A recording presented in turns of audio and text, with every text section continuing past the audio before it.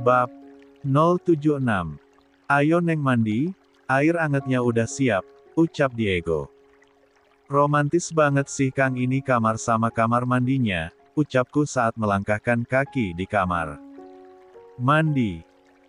Diego membuka pakaianku hingga tidak ada satu benang pun menutupi tubuh polosku.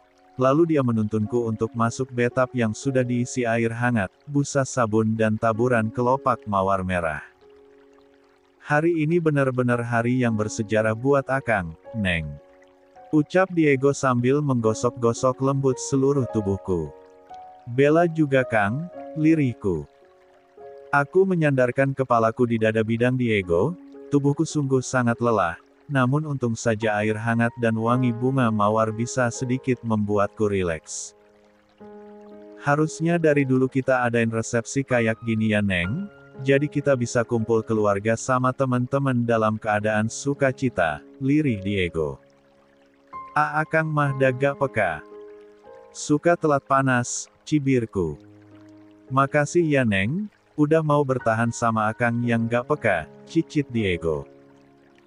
Bella cuman bercanda Akang sayang, Bella bertahan sama Akang ya karena Bella cinta sama Akang, ucapku. Diego memelukku dari belakang dan menyimpan wajahnya di ceruk leherku. Akang juga cinta banget sama kamu, Neng. Bisik Diego. 2. Setelah berendam di bathtub sekitar 10 menit, Diego membilas tubuhku dengan air hangat dari shower, lalu melilitkan handuk di tubuhku. Setelah memakai pakaian lengkap kami merebahkan diri di kasur yang penuh dengan kelopak mawar merah. Kalau misal kita gak dinikahin paksa kayak dulu, kayaknya bakalan lebih indah ya Neng, lirih Diego sambil membelai rambutku. Maksudnya Kang? Tanyaku. Ya kalau kita wajar-wajar aja gitu, pacaran, lamaran terus nikah, terus malam pertama di kamar romantis kayak gini, gak kaku kayak dulu, kekeh Diego. Kalau kita gak dinikahin paksa sama warga kampung, kita gak bakalan nikah kayaknya. Abis urusan Akang di kampung selesai, terus Akang balik lagi ke Jakarta, abis itu udah deh kita gak ketemu lagi, ucapku. Ya bisa aja kan, kita ketemu lagi. Diego sebagai CEO dan Bella sebagai hacker pro, ucap Diego. Gak seru kalau gitu, ucapku sambil tertawa. Seneng ya kamu udah bohongin Akang selama ini, pura-pura polos, pura-pura gak tahu apa-apa pas Akang pusing nyariin Mbak Bella. Diego mencubit pipiku gemas. Bella kira Akang gak peduli sama Bella, cicitku. Akang dulu ngerasa udah tahu segala sesuatunya tentang Neng pas di kampung, keluarga Neng, temen-temen Neng, sama kerjaan Neng. Emang bodoh sih si Diego tuh. Ucap Diego. Akang sok tahu sih. Aku mengecup dagu Diego. Neng, besok kita honeymoon ke Bali. Ibu udah nyiapin semuanya, ucap Diego. Hah? Tanyaku bingung. Asalnya Akang mau kita honeymoon ke Paris, abis itu sekalian jelajah benua Eropa lah. Lumayan kita bisa sekalian ke Belgia, Italia, Swiss atau Jerman. Tapi ibu bilang takut Neng kecapean, jadi ke yang deket aja katanya, ucap Diego. Abis dedek bayi lahir, kita kesana ya, pintaku. Diego menganggukkan kepalanya. Ini kita lucu ya Kang, resepsi, kamar pengantin terus honeymoon, padahal dedek bayinya udah jadi. Ucapku sambil tertawa. Diego mengulum senyumannya saat mendengar ucapanku. Tidur Neng sayang, pasti tadi capek banget kan? Ucap Diego sambil mencium keningku. Tangan kanan Diego menepuk-nepuk punggungku dengan lembut hingga aku jatuh tertidur di pelukannya. Keesokan harinya seorang pelayan mengantarkan sarapan ke kamar kami. Neng, kemarin Haikal gak dateng ya?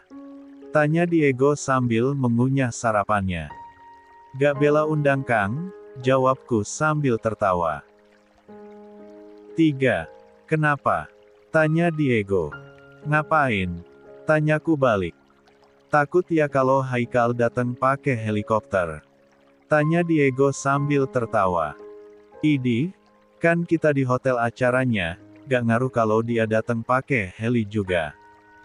Ucapku sambil menjulurkan lidah. Serem banget dah kalau udah bikin Mbak Bella marah tuh, ucap Diego pura-pura ketakutan. Yan main-main. Ucapku sambil membuat pose ular dengan tanganku. Kok bisa kepikiran datang pakai heli? Ucap Diego sambil tertawa. Dibilangin itu map ide si Erik. Ucapku sambil mencebikkan bibir. Abis itu pasang virus Black Swan dan ancurin acara perilisan antivirus mereka, ucap Diego mengungkit-ungkit aibku. Kripala itu nyebelin Kang, pas Bella mau resign, mereka nyolong ide-ide Bella, PC Bella dibobol dong sama mereka, ucapku. Oh iya? Tanya Diego. Terus itu pas mereka luncurin antivirus, mereka bilang udah bisa nangkal Black Swan, tapi buktinya mana? Bella gak mau aja banyak perusahaan yang ketipu sama mereka, jadi Bella mau ngetes antivirus yang mereka buat, ya kalau antivirus yang mereka buat emang bagus, harusnya kan Black Swan gak bisa obrak-abrik sistem mereka dong. Tambahku. Tapi bukannya mereka itu bisa balikin data-datanya mereka yang udah Neng hapus? Tanya Diego. Ya kali aja mereka input ulang, kekehku. Bener juga, ucap Diego. Jadi Bella itu mencegah Kripala bongin perusahaan-perusahaan yang mau bayar mahal buat antivirus yang abal-abal, sombongku. Superhero banget si istrinya Diego, ucap Diego sambil mencium pipiku gemas. Selesai sarapan kami berangkat ke Bali menggunakan jet pribadi. Selama 3 hari ini kami menikmati Baby Moon Jilid 2. Hari pertama dan kedua, kami hanya berputar-putar di sekitar Kuta, Seminyak dan Sanur. Diego dengan tegas menolak saat aku ingin mengunjungi Ubud dan Tanah Lot, alasannya sangat klise, apalagi selain takut aku kecapean. Padahal jarak Kuta dan Tanah Lot tidak begitu jauh menurutku. Di hari ketiga aku merajuk ingin mengunjungi Lombok. Awalnya Diego menolak masih dengan alasan aku tidak boleh terlalu lelah, apalagi jarak Lombok yang cukup jauh dan harus ditempuh oleh pesawat sekitar 40 menit. Diego menyerah saat aku mengancam tidak mau makan jika tidak makan di Lombok. Ah, kenapa baru kepikiran sekarang sih? Cara paling ampuh untuk menekan Diego adalah anaknya. Makasih ya Akang sayang, honeymoonnya, babymoonnya, ucapku saat dalam pesawat di perjalanan pulang kami. Harusnya kita sering-sering ya Neng ngabisin waktu jalan-jalan berdua, selama kita nikah, kita di penthouse mulu, lirih Diego. 4. Iya ih, Akang gak pernah ajak Bella kemana-mana, cibirku. Maaf ya Neng, lagi-lagi Akang gak peka, lirih Diego. Makasih Akang, udah belajar peka buat Bella, ucapku sambil mencium pipi Diego. Keesokan harinya, Diego sangat sibuk luar biasa dengan pekerjaannya. Mungkin karena kemarin selama 3 hari penuh Diego tidak sama sekali menyentuh pekerjaannya saat liburan di Bali bersamaku. Diego meminta izin padaku untuk makan siang bersama kliennya. Dengan berat hati aku mengizinkannya. Aku tidak boleh egois, suamiku adalah seorang CEO. Aku putuskan untuk makan siang bersama Nisa saja, sudah lama juga aku tidak merumpi dengan bestiku ini. Manda katanya dirawat di rumah sakit, ucap Nisa sambil mengunyah kentang goreng. Innalillahi, sakit apa dia? Tanyaku. Tipes katanya, jawab Nisa. Cekak, kecapean gitu dia. Diforsir terus jualan Black and Talk, ucapku sambil menggelengkan kepala. Parah bener Kak Dipta. Kekeh Nisa. Anak-anak Smart Solution udah pada nengok. Tanyaku. Udah kemarin, aku sengaja gak ikut biar bareng kamu, jawab Nisa. Terbaik emang. Kekehku. Ayo ke rumah sakit, kita beli buah dulu yuk. Ajakku. Sebelum ke rumah sakit, kami pergi ke supermarket untuk membeli buah, cemilan, biskuit dan susu untuk Manda. Udah dapat info si Manda dirawat di kamar mana? Tanyaku. Iya udah, jawab Nisa. Saat tiba di rumah sakit, kami langsung menuju bangsal kelas 1 tempat Manda dirawat. Saat kami masuk ke dalam kamarnya, Manda sedang mengobrol dengan seorang wanita paruh baya yang aku tebak adalah ibunya. Assalamualaikum, ucapku dan Nisa kompak. Waalaikumsalam, jawab mereka. Mbak Bella sama Mbak Nisa, sapa Manda. Haduh ini karyawan teladan, sampai tipes segala. Loyalitas tanpa batas nih, kekehku. Manda tertawa saat mendengar ucapanku. Bu, ini Mbak Bella sama Mbak Nisa, teman kantor Manda, mereka loh yang bikin antivirus yang dijualin sama Manda, ucap Manda pada ibunya. Oh alah, keren banget. Ucap ibunya Manda saat kami mencium tangannya. Kami mengobrol ringan bersama Manda sekitar 30 menit lamanya. Untung saja keadaan Manda baik-baik saja, dokter bilang Manda boleh pulang besok atau paling lambat lusa. Setelah berpamitan pada Manda dan ibunya, kami berencana akan kembali ke Smart Solution. 5. Itu Bu Ainun bukan sih? Tanya Nisa saat kami melewati sebuah taman di rumah sakit. Hatiku mencelos saat melihat seorang ibu parubaya yang sedang duduk di atas kursi roda, wajahnya terlihat kusam dan sangat lemah. Tubuhnya membengkak seperti banyak cairan yang menumpuk di tubuhnya. Kita samperin yuk Nis, ajakku. Nisa menganggukkan kepalanya. Assalamualaikum, Bu Ainun. Sapaku. Suster yang sedang menemani Bu Ainun membalikkan tubuhnya dan tersenyum ramah pada kami. Siti, Nisa, lirih Bu Ainun dengan suara lemah. Air mataku luruh saat kami benar-benar memastikan wanita di hadapan kami ini adalah Bu Ainun, ibunya Haikal. 6. Ibu sakit apa? Tanyaku sambil mencium tangannya. Bu Ainun hanya tersenyum saat mendengar pertanyaanku. Ibu baik-baik aja, Nisa sama Bella apa kabar? Lirihnya. Sehat Bu alhamdulillah, ucap kami kompak. Dulu saat kami masih berkuliah di Bandung, kami sering sekali ngetem di rumahnya Haikal, karena kebetulan rumah Haikal bisa dibilang dekat dengan kampus, kami menjadikan rumah Haikal sebagai base camp. Setiap ada jam kosong kami selalu ke sana, setiap kerja kelompok pasti saja rumah Haikal yang jadi sasaran. Ibunya Haikal sangat baik dan menyayangi kami, beliau tidak pernah marah saat kami selalu membuat huru-hara di rumahnya. Terlebih saat aku menjadi pacar Haikal, Bu Ainun semakin menyayangiku, dia sungguh berharap aku cepat-cepat menjadi menantunya. Semenjak kami lulus kuliah, kami sudah mulai jarang bertemu beliau, apalagi saat aku putus dengan Haikal, aku tidak pernah lagi bertemu dengan Bu Ainun. Bu Ainun harus beristirahat, ucap perawat pada kami. Kalau kalian ada waktu, kita ngobrol-ngobrol di kamar ibu kangen sama kalian, lirih Bu Ainun. Dengan patuh kami mengekori perawat yang mendorong kursi roda yang diduduki oleh Bu Ainun. Mbak, saya mau istirahat makan siang dulu, boleh saya titip Bu Ainun? Kalau ada apa-apa pencet aja tombol ini, ucap perawat tadi saat kami tiba di sebuah kamar VIP. Iya boleh Mbak, ucap Nisa. Setengah jam aja kok gak bakalan lebih, makasih ya Mbak, ucap si perawat. Aku dan Nisa kompak menganggukkan kepala, lalu perawat tadi pergi keluar ruangan. Bella, maafin ibu, ucap Bu Ainun sambil memegang tanganku. Maaf kenapa Bu?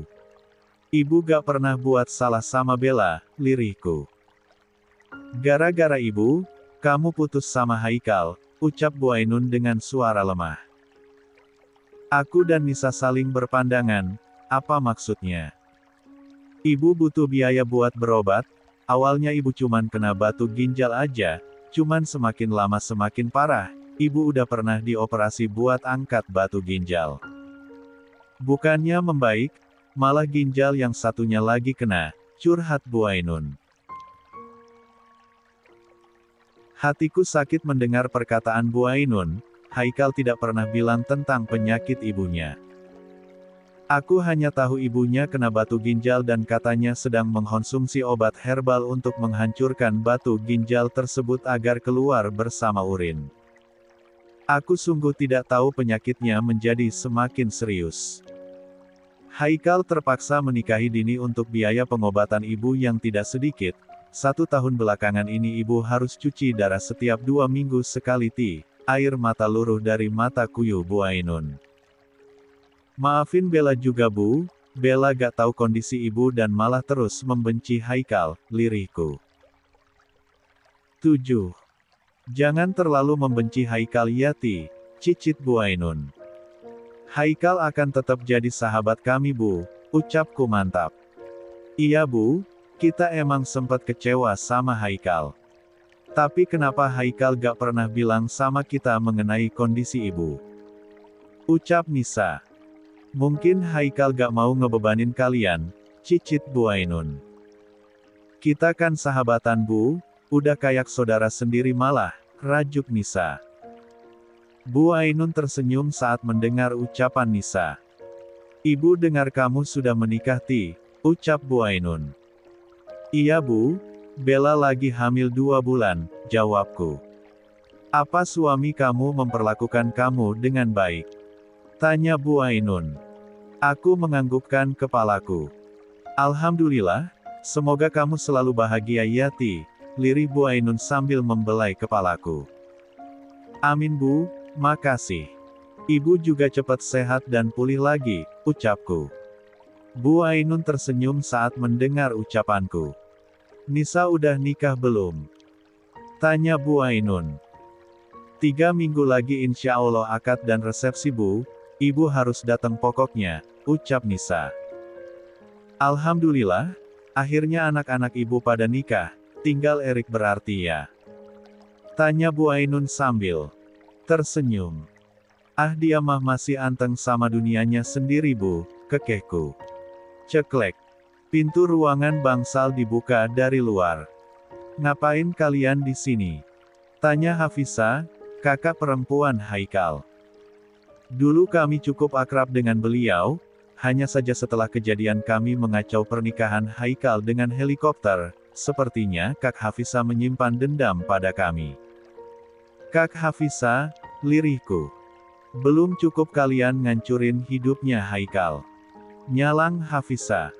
Aku menghela nafas panjang, aku akui, aku sudah menghancurkan hidup Haikal. Hafisa cukup. Ucap Bu Ainun. Bukannya kemarin Visa udah nyeritain kelakuan mereka sama ibu. Gimana mereka ngancurin pesta pernikahan Haikal sampai semua orang menanggung malu. Raung Hafisa. Aku dan Nisa bukam 1000 bahasa, kami harus menerima makian dan cacian dari Hafisa karena telah menghancurkan pesta pernikahan adiknya. Pergi. Usir Hafisa pada kami. Nisa menyentuh tanganku dan menganggukkan kepalanya. Kami pamit dulu Bu, Ibu cepat sembuh. Ucapku sambil mencium tangan Bu Ainun. 8. Gak usah munafik kalian. Enek gue liat tingkah kalian yang sok baik sekarang. Cibir Hafisa. Setelah Nisa mencium tangan Bu Ainun, kami meninggalkan ruang rawat beliau. Puas kalian lihat hidup kami hancur. Jangan pernah nunjukin lagi batang hidung kalian di depan kami. Teriak Hafisa saat kami melangkahkan kaki keluar ruangan Bu Ainun. Aku ngerasa bersalah sama Haikal, cicit Nisa saat kami menyusuri koridor rumah sakit. Apalagi gue, ucapku sambil menghela nafas. Kayaknya penyakit Bu Ainun makin parah deh ucap Nisa. Kita tanya dokter yang nanganin beliau yuk, ajakku pada Nisa. Gimana caranya? Emang dokter itu bakalan ngasih tahu kita? Tanya Nisa. Coba aja dulu, kalau gak bisa pakai nama Nefriandi, ucapku sambil tertawa. Wah, kekeh Nisa. Kami menyusul perawat yang menemani Bu Ainun di kantin, lalu menanyakan siapa dokter yang menangani Bu Ainun. Perawat tersebut bilang Bu Ainun ditangani oleh dokter spesialis penyakit dalam bernama Faisal. Aku langsung melakukan reservasi untuk bertemu dengan dokter Faisal, saat aku mengatakan aku adalah menantu Nefriandi. Grup petugas administrasi yang menangani pendaftaran pasien langsung membawaku ke ruangan tunggu khusus VVIP. Dia mengatakan bahwa aku ada di urutan pertama untuk jadwal temu dengan dokter Faisal.